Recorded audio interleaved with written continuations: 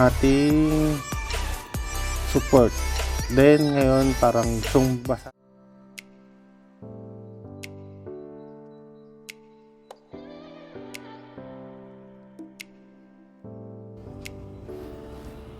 Welcome guys, tara pag-usapan natin ang price action ni BTC. Paalala lang ha, this is not financial advice, this is educational purposes only sa mga gustong matuto lang about sa trading, forex, and stocks. Gusto ko lang magbigay ng insight how I read the chart and how I understand the trend. Yun lang naman. Gusto ko na magbahagi sa inyo guys. Dito ngayon tayo sa chart ni BTC. Based on the chart, diba naalala nyo yung sinasabi ko lagi sa inyo na natutulo tayo guys. Ito na, nandito ngayon tayo. Tumulo na, bali nag-activate na yung parallel channel natin na icing wedge, kaya nag-activate na rin yung flag natin. Yan, diba sabi ko sa inyo, kung tutulo siya, hindi naman siya basta-basta tutulo agad ng diretso. Diba naalala nyo, sinabi ko na may mga tayong dadaanan din tayo, mga stopover bago tumulo. Ngayon nandito na tayo sa ating support. Then ngayon parang gustong basagin, ano na siya. Kung gusto niyo malaman kung may entry ako, yes, may entry ako kahapon pa. Bali ang trade ko ay inumpisahan ko nung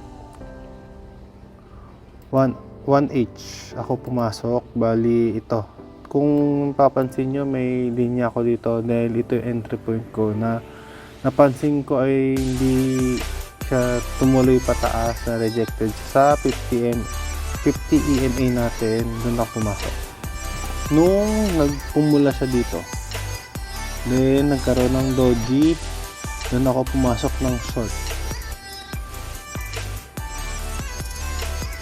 Then ngayon waiting ako na tumulo. Yun lang, yun yung gameplay ko. Diba sinabi ko sa inyo, once na lumabas tayo dito sa parallel channel natin at nakakita tayo ng mga hinahanap natin, papasok ako ng trade ng short, diba? Naalala nyo yun. And then wait natin to ha. Kung late na kayo pumasok, please huwag na kayo sumabay kasi baka gawin lang kayong liquidity ng mga whales. Please, kung late kayo pumasok, please huwag kayong papasok. Wait nyo ulit dito sa ilalim kasi late na yun eh. Kailangan, kung gusto nyo, pasok tayo dito sa area yan.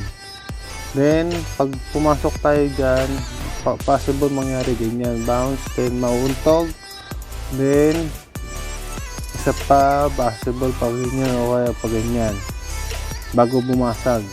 Pero based on the trend, 'di ba? Sinasabi ko sa inyo kung ano yung trend, sundin lang. Trend is your friend. Tandaan niyo 'yan. Guys, tandaan niyo 'yan. Trend is your friend. Nasa downtrend tayo. Nasa ilalim tayo ng 200, isang indicator 'yon. Ang 200 EMA, ano to, pwede siyang gamitin as indicator kung anong trend yung market. Yan. Ginagamit ko yan. Especially, ngayon nag-aaral ako ng scalping, kaya ginagamit ko rin siya sa scalping. Yung 200 EMA and 50. Then stochastic ang ginagamit ko. Tapos VWAP. VWAP, sabi nila magnet zone yun na binabalikan, kaya ginagamit ko yun sa scalping. Ngayon dati ako sa position trader, ngayon nagtatry ng iba para may ibang knowledge. Then nagtry ako ng intraday, then Ngayon, scalping. Gusto kong matuto kasi matagal ko na talagang pangarap na matuto ng scalping. And now, ito. Sana ibigay ni Lord sa atin yung knowledge na yun na matuto tayo. Yun lang, guys. And then, still waiting tayo.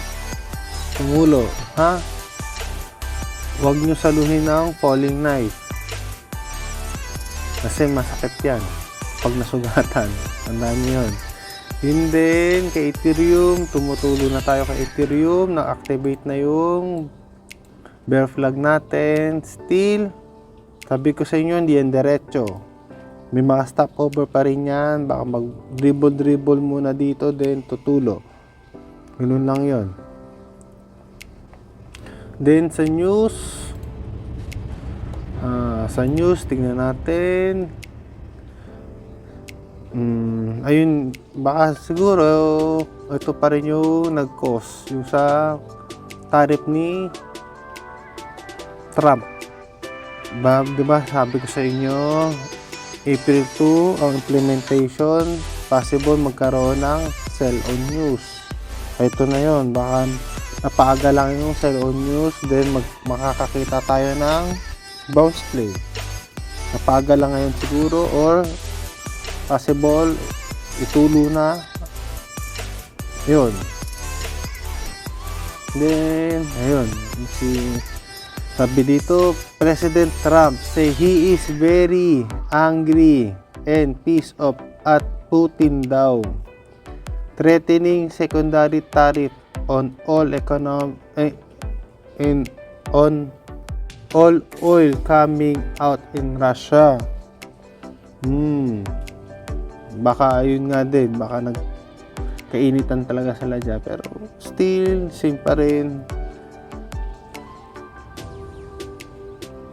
Kung ano sinasabi ng trend, kung ano sinasabi ng chart, doon lang tayo, stay lang tayo doon. Kung anong fundamentals, alam ko malakas magpagalaw yan, pero still kung ano sinasabi ng chart, doon lang tayo, ha? Ngayon, balita, kung ano din tayo yung balita, mas maganda may konti tayong fundamentals. At least aware lang tayo sa nangyayari sa market natin. Then, ano pa bang magandang tignan na? Well, insider. Wala, same pa rin. Malanan masyado. Kasi ito pa rin naman yung ano eh. Wala naman masyado tayo. Okay, set. Lagi ako nakapalo dito. Lagi ko tinitignan yung mga news niya. Still, wala pa rin. Parehas lang naman din.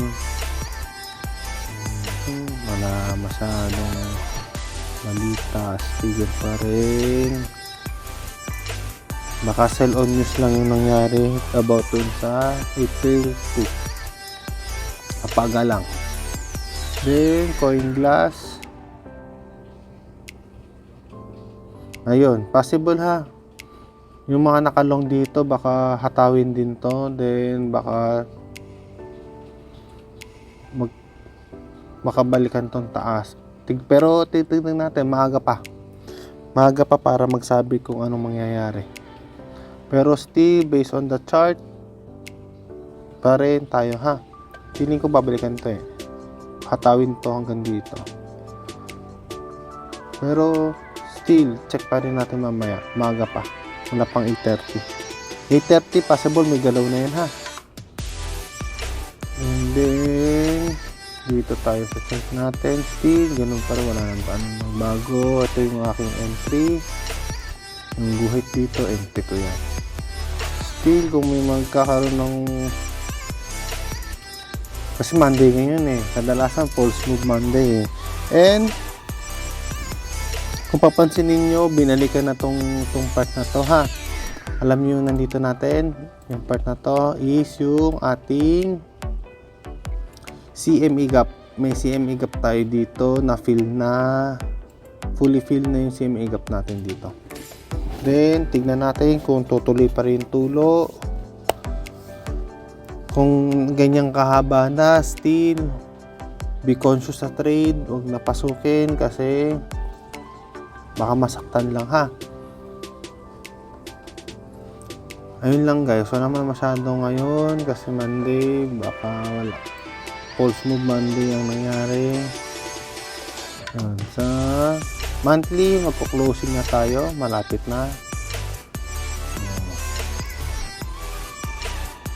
Malapit na, sabi sa inyo, magdo-doji yan eh. Doji pa rin, para parehas dito. Okay. Anong bago? Stigin pa rin. Then, sa weekly, ayun, lumalabas. Tumutulong na tayo sa weekly ha. Alam niyo na ha. Possible, mangyari, may isa pang tulo dito. Tutulo yan dito. Hanggang dyan muna. Yan. Pupunta yan dito. Banda. Gaganyan yan. Possible lang naman. Pero, still, wait lang natin mangyari. Ayun lang. Always remember guys ha. Trend is your friend. Bye-bye.